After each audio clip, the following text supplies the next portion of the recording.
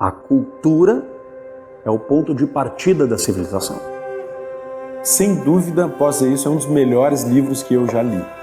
Mediante a leitura dos grandes livros, é possível fazer grandes coisas, é possível desenvolver uma grande personalidade e uma cultura extraordinária.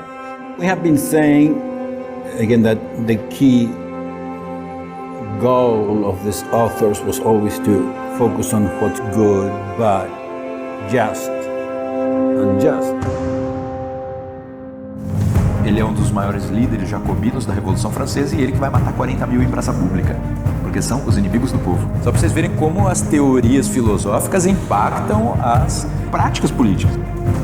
Nos Demônios, o Dostoiévski nos apresenta o modo como isso acontece. O que eu chamaria de 5 etapas que levam a organização revolucionária a conquistar o poder.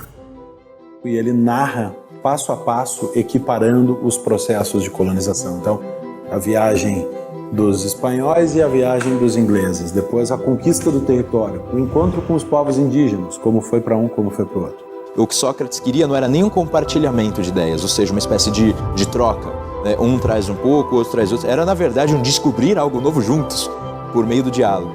Essa é a ideia de que Sócrates também era parteiro. Estamos falando de uma elite intelectual conduzindo o futuro de um país. Acho que isso tem muito a ver também com o que nós estamos aqui fazendo, afinal de contas. Nós estamos assistindo um espelho de nós mesmos nessas obras. Porque nós vamos nos ver nessas personagens e vamos ver as pessoas que nós conhecemos também. A ética das virtudes segue isso de maneira programática. Existe um convite ao leitor para que ele suba a um nível ainda mais profundo, que é o terceiro, que é o nível do que eu vou chamar de a voz que medeia o interior e o exterior das personagens, ao interior daqueles que entram na obra. Now, the first they say they are soft and smiling, but once their power is well established, their sole intent becomes to demolish. Para a gente entender como é que se falava na época. Guido Guinizelli. Al cor gentil rempaira sempre amor. Né? Busca abrigo amor no coração gentil. Essa é a tradução. Deem um passo adiante para o resgate e a liberação do velho. Que chamado para a guerra dos Estados Unidos? Qual foi a linha de continuidade entre os chamados Founding Fathers e aquilo que eles receberam, né, do direito consuetudinário britânico? Mas então esses autores que você tinha que ler que seriam isso que seria o pensamento político brasileiro no sentido estrito. Então, se eu não faço a leitura da parábola dos talentos nessa chave, eu não sou capaz de entender adequadamente o que está sendo dito ali. Então eles trazem muitas ideias novas, mesmo sendo livros velhos, eles trazem uma compreensão muito ampla, eles aumentam a nossa capacidade de inteligência. Então, é claro, uma alma perturbada produz perturbação. E se a gente aqui quer criar uma sociedade saudável, digamos assim, a arte tem uma função nisso, a educação tem uma função nisso, né? A imaginação tem uma função nisso. Então, quer dizer, nós temos um trabalho hercúleo para fazer.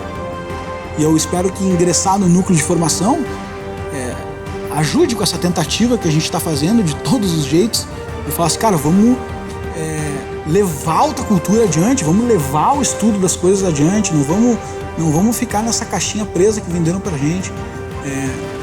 Então, eu convido a todos aí a juntarem-se a nós no grande dever e na grande libertação que é a gente realmente saber para que a gente existe, por que a gente está aqui, para onde a gente está indo. Isso não importar, nada mais importa.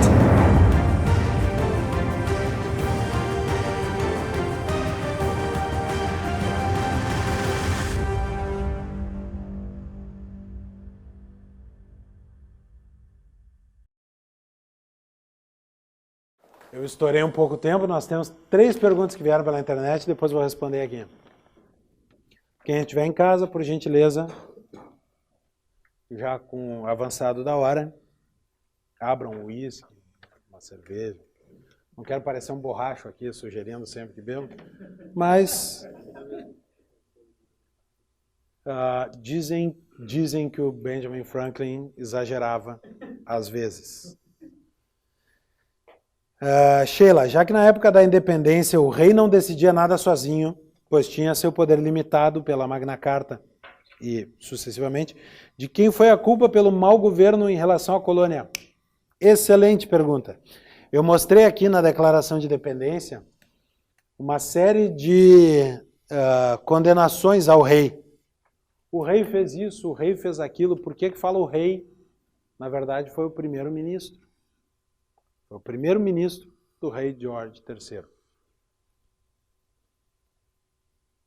Foi um mau rei, poderia conter o governo, poderia conter o primeiro-ministro, poderia aconselhá-lo, mas quando a Declaração de Independência dos Estados Unidos fala o rei, ela se refere a the king in parliament, o rei no parlamento, o primeiro-ministro, o rei e seu governo.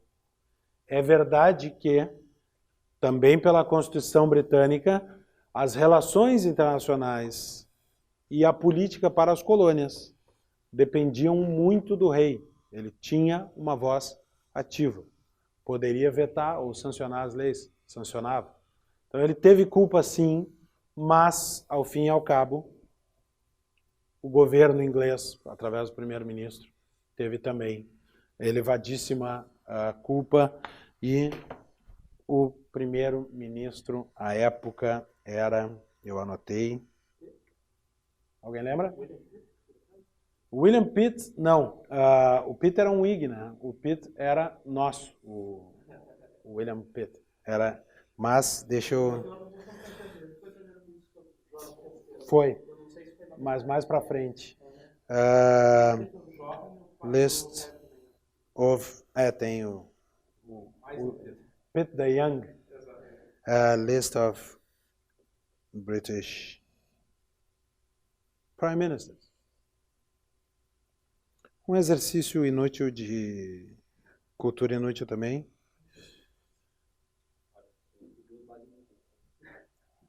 Tem coisas mais inúteis, é verdade. 1700... Era o William Pitt, o velho. Muito bem. The Right Honorable, ele era do Privy Council. William Pitt, o velho. William Pitt the Young era um Whig e era nosso. Era o velho. Ponto. Ponto para ti.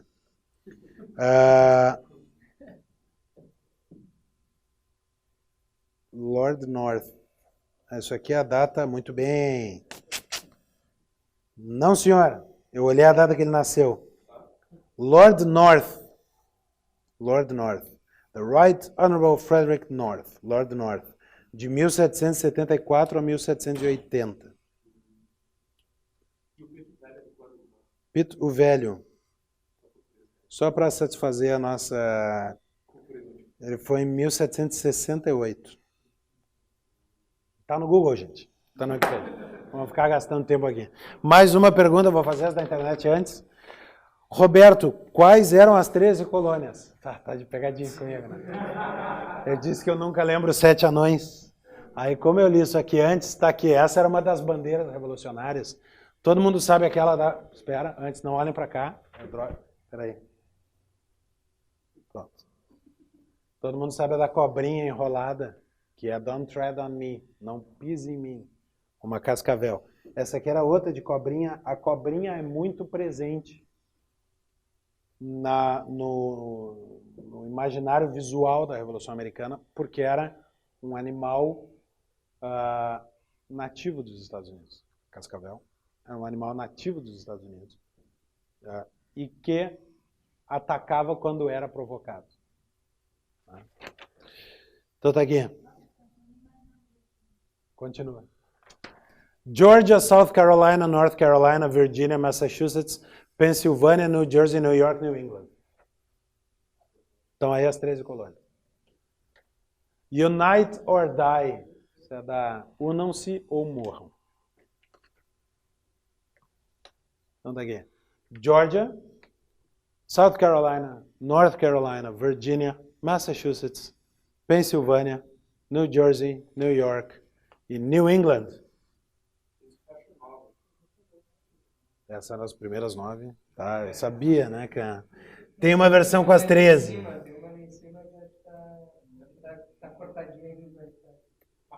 Tem uma com as 13. Eu não vou lembrar de cabeça, né? Vocês estão me sacaneando. Não, mas até na Wikipédia. É que New England. Mas vamos perguntar para quem sabe. Eu não tenho vergonha de dizer que eu não lembro.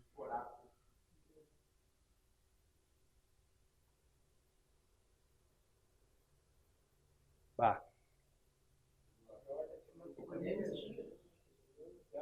New Hampshire, Massachusetts, Rhode Island, Connecticut, New York, New Jersey, Pennsylvania, Delaware, Maryland, Virginia, North Carolina, South Carolina, Georgia, aí devem estar todas. Se não, quem está em casa também, por gentileza, Roberto, Google. Na verdade, eu admito, me dá uma certa dor não saber isso de cabeça. Tem mais uma aqui, mas vou responder outra. Sheila, acho que é a mesma Sheila. Na época da independência das 13 colônias americanas, como era a política em relação a outras colônias britânicas pelo mundo? Nenhuma. Quer dizer, que eu saiba, nenhuma. Irrelevante para a história que a gente está contando.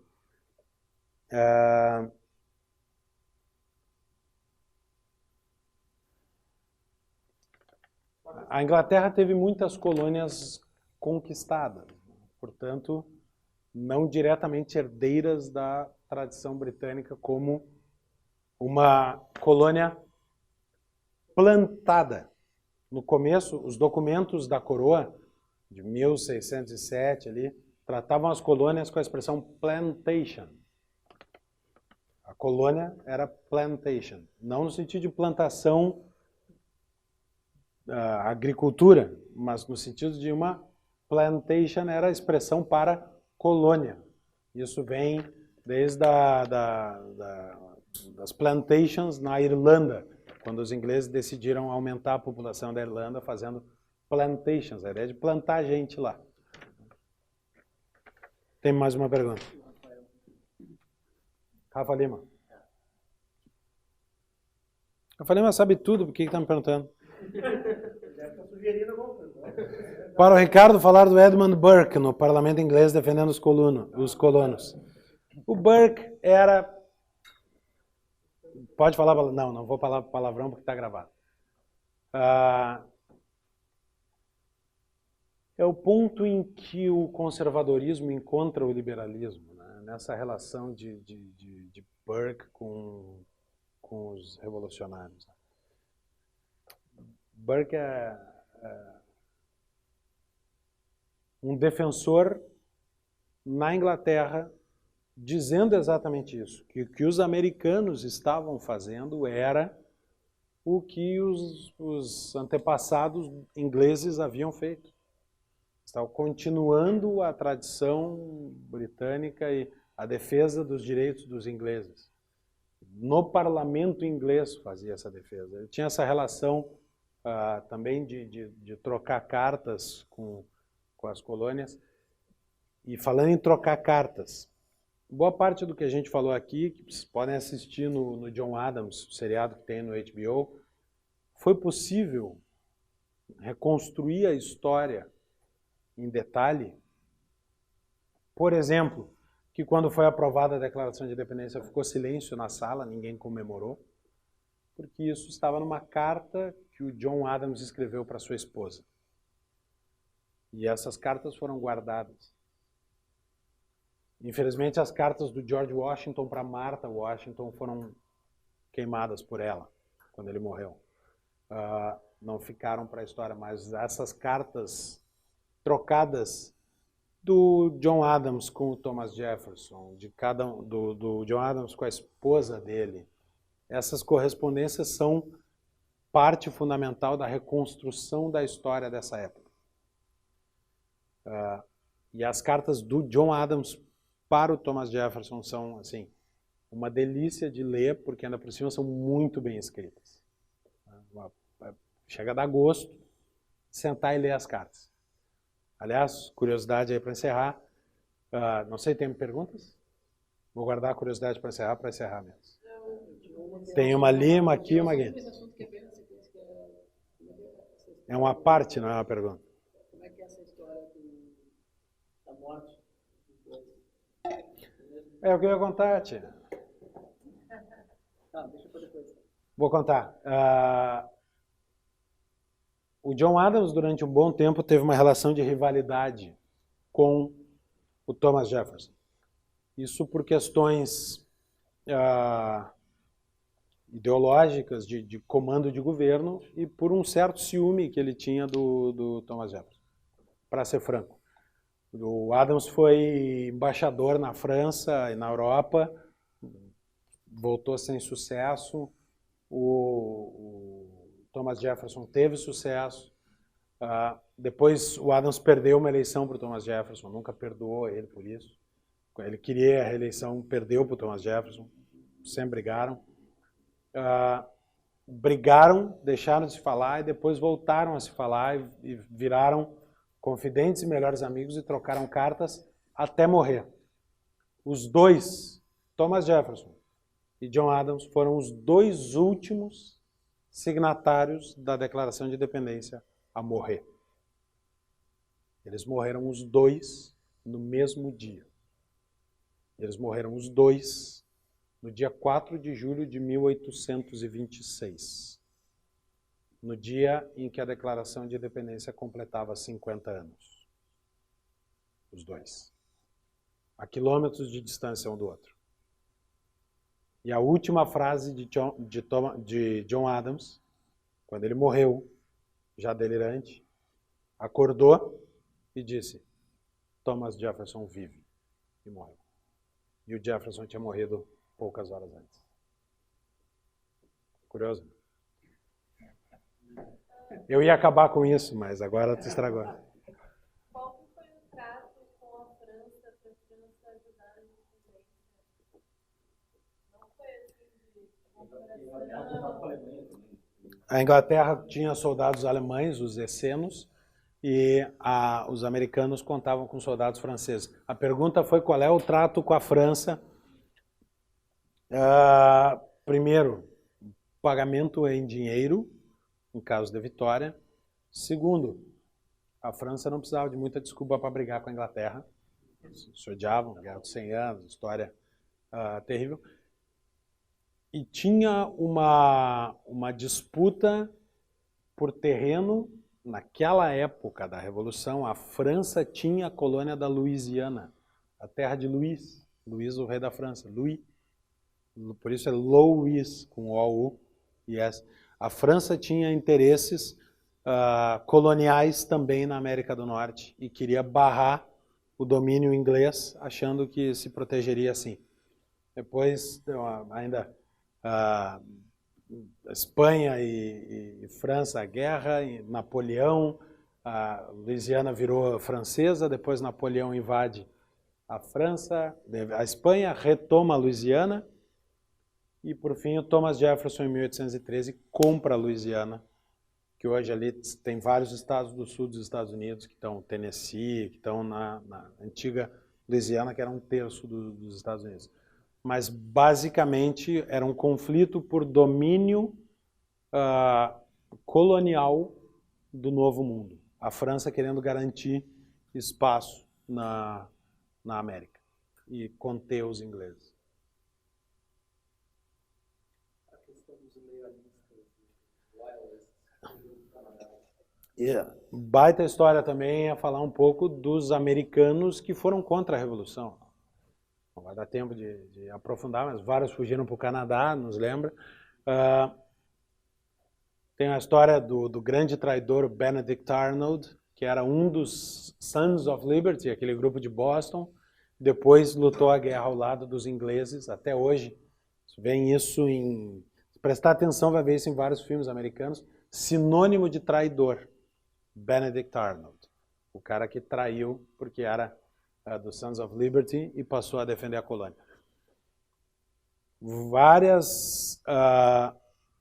Um dos um dos itens do Tratado de Paris, em que foi feita a paz entre Estados Unidos e Inglaterra, com o reconhecimento da independência americana, era a anistia aos loyalists, aos leais à coroa, que não foi cumprido. Vários leais à coroa depois foram julgados por traição e condenados à morte nos Estados Unidos. Então, também não é mil maravilhas. Né? Nem tudo são flores.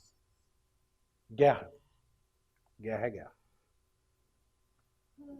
Falou muito sobre como esses estados, eles percebiam separados, eles se uniram porque eles viram essa necessidade do inimigo, mas ainda tem um pensamento que não é, digamos assim, meio comunitarista da comunidade próxima, né? Como se cria depois essa ideia de nação mais ampla? Boa pergunta. Os Estados Unidos nasceram dessas 13 colônias que se uniram para a guerra.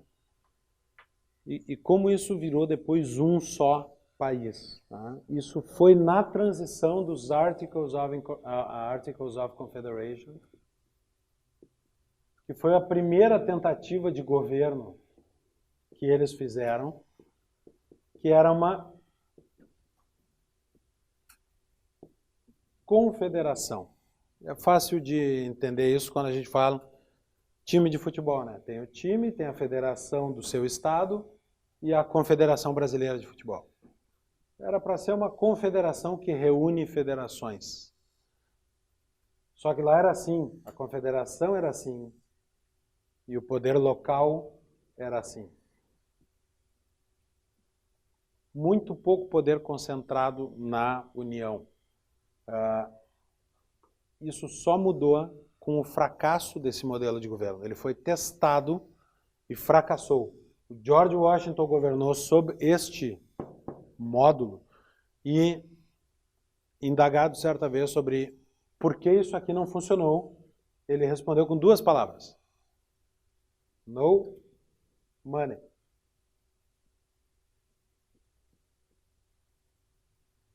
Quando John Adams se muda para a Casa Branca é um caco. É uma casa bonita, que tinha sido construída, mas mal cuidada, estragando. Falta dinheiro. Era um governo ainda incipiente e aqui faltou poder e dinheiro. E aí a Constituição é a grande transição para que a gente diga hoje que os Estados Unidos são um país. Não 13 United States, mas um.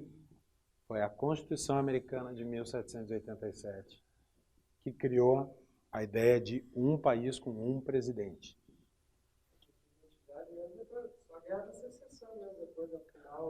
A identidade, falou bem da Guerra da Secessão, a identidade como um país também se fortalece em 1812, quando os ingleses...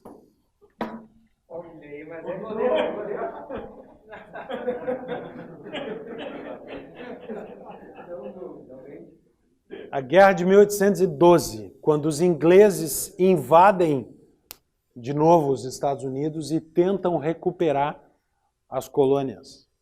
Em 1812, a Inglaterra invade novamente os Estados Unidos, incendeia o Congresso e a Casa Branca, toma Washington e tenta recuperar os Estados Unidos. E aí há um sentimento de nação de todos os americanos defendendo a sua revolução. Inclusive, num episódio da Guerra de 1812, os ingleses bombardeando o Fort Baltimore, se não me engano, um americano, num barco assistindo o bombardeio, o sol começava a se pôr, e havia uma grande bandeira no forte, e ele é um poeta, Francis Scott Key, vê a bandeira do forte sendo bombardeado e pensa: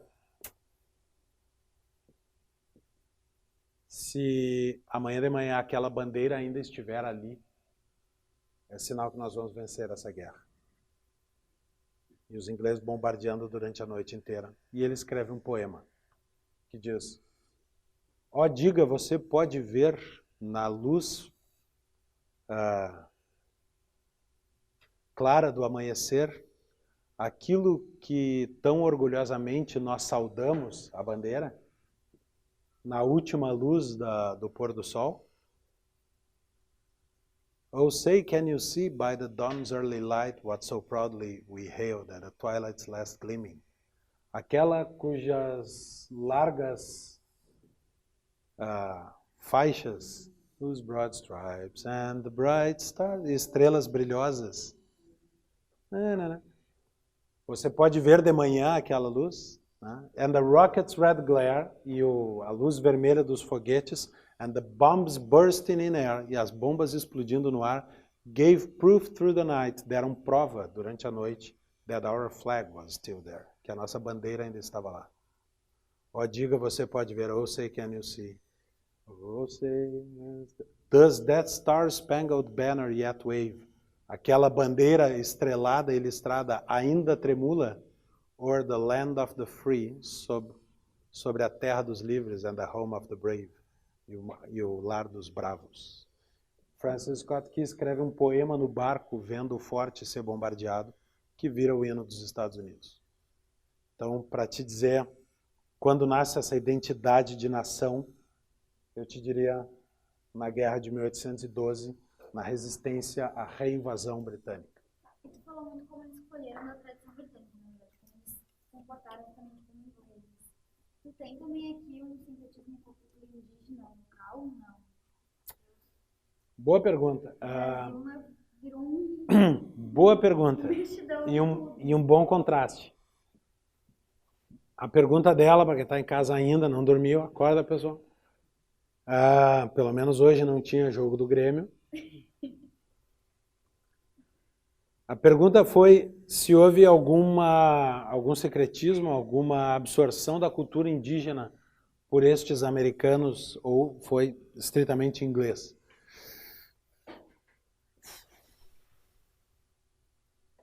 Eu tenderia a te dizer, talvez tenha aspectos locais e pontuais específicos, mas eu tenderia a te dizer que aqui foi substituição. Não teve, como bem disseste, teve no Brasil uma absorção dessa cultura indígena, né? Talvez alguma coisa na comida, obviamente. Nas palavras sempre tem, porque as coisas já têm nome quando tu chega. Aquele é o Morro Tal, aquela é a ilha de Manahata, é o rio Tal, Poughkeepsie lá. Tem alguma parte dessa mitologia da Revolução. E os americanos são espetaculares nisso. É uma mitologia da Revolução. Eles pegam as criancinhas, como tu vê nos filmes, vestem elas de Thomas Jefferson, de Benjamin Franklin, e fazem fazer o teatrinho da Declaração de Independência. Isso é bem americano. Essa mitologia da Revolução tem alguns aspectos indígenas, Pocahontas, mas ela não é uma história de miscigenação. Ela é uma história... A América nunca foi um melting pot, um caldeirão onde os diferentes se derretem e se misturam. A Inglaterra é uma sopa de legumes não liquidificada. Os Estados Unidos. Está tudo ali junto, mas o irlandês é irlandês, o italiano é italiano, o índio é índio, o negro é negro. Eles não se misturaram. Lá no início tem uma referência que fez a questão dos indígenas serem guerreiros. Isso tem muito a ver com a resistência indígena à ocupação. O índio era inimigo. Com eles, no caso, ter aquele poder do que você falou, me lembrou que é uma estrutura semelhante à estrutura indígena de quando eles chegaram. De baixo para cima. Os indígenas, até por serem guerreiros, eram o inimigo. Houve miscigenação? Óbvio que houve. Mas não para mudar a cultura. Tem uma aqui e uma aqui. Uma última, às vezes eu reconheço que a muita manga para uma camisa inteira, quem sabe.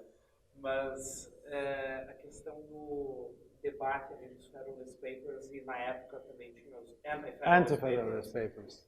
O pessoal do Mises Institute adora os Anti-Federalist Papers, né? Leiam também o Anti-Federalist Papers. E Como curiosidade, não tem tanto valor. Sim, mas essa controvérsia... Já assumi meu lado. Da centralização e descentralização foi bem viva naquele primeiro momento e definiu até por questão de partido político, né? Sim, defendeu o Partido Federalista e o Partido Republicano. Depois o Federalista sumiu, ficou o Republicano, que é o primeiro partido fundado nos Estados Unidos, por isso ele é the Grand Old Party, o grande e velho partido, é o GOP. Tá? Os partidos nascem dessa discussão sobre um poder central forte ou fraco nos Estados Unidos.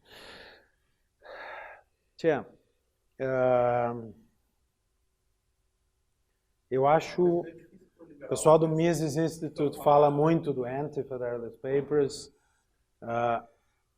É uma discussão teórica em cima de um contrafatual. Se não tivesse sido assim, seria assado. Os fatos não demonstram isso, eles demonstram o que foi. Eu gosto de alguns argumentos, eu não gosto de governo forte. Acho que os Estados Unidos, por muito tempo, enquanto a cultura sustentou, tiveram uma boa dose de governo local, de independência dos estados, e isso foi se perdendo, é verdade. Hoje, o Congresso americano faz lei sobre quase tudo, o que deveria ser, inclusive, matéria para os estados legislarem. Mas é difícil isolar uma variável ao longo de 250 anos. Se não houver mais perguntas, eu quero convidar todos vocês para no dia 4 de julho de 2026 nos reunirmos no City Tavern, lá na Filadélfia. Eu pago uma rodada de cerveja do George Washington para a gente comemorar os 250 anos da Revolução Americana. Obrigado, pessoal. Boa noite.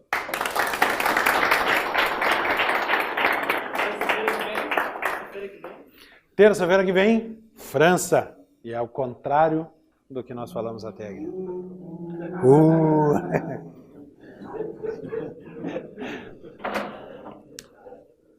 Pessoal, até terça que vem, viu? Que galera guerreira.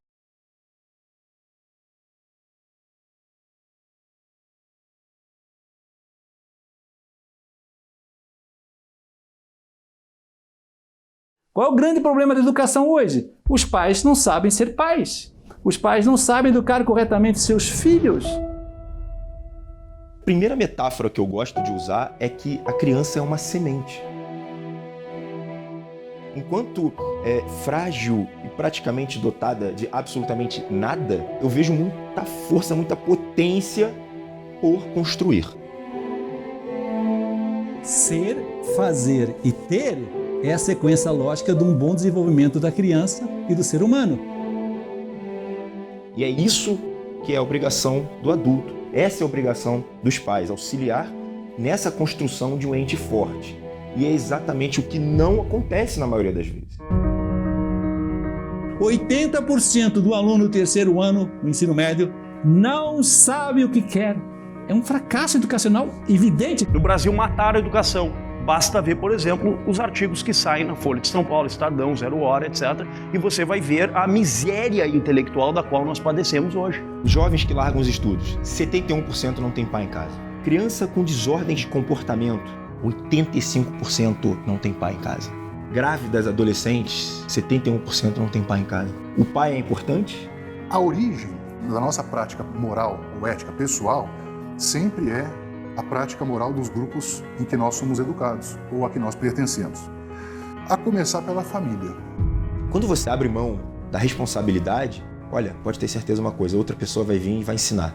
Toma cuidado com o que essas pessoas ensinam, que para tirar da cabeça, o trabalho é triplicado.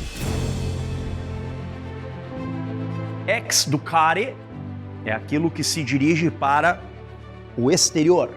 É pegá-la na mão, tirá-la da sua bolha do egoísmo, sai da sua bolha, porque lá fora é onde você vai se encontrar e vai realizar o seu projeto de vida.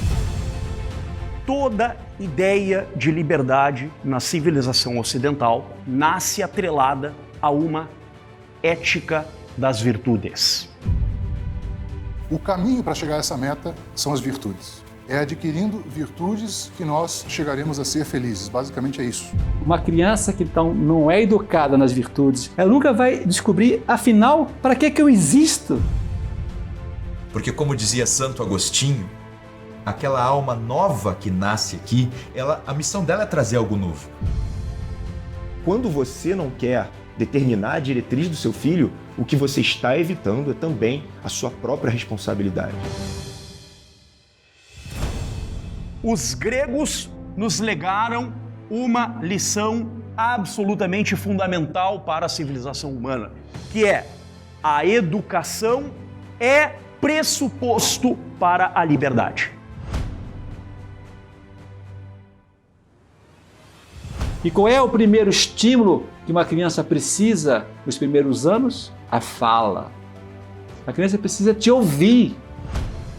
Então a missão do professor é justamente transmitir de forma conservadora o legado da civilização. Ser livre significa tomar uma decisão sobre si mesmo com consciência. Educar uma criança é formar consciência, é o domínio de si. Então qual é o fim último? É a autoconsciência de quem eu sou.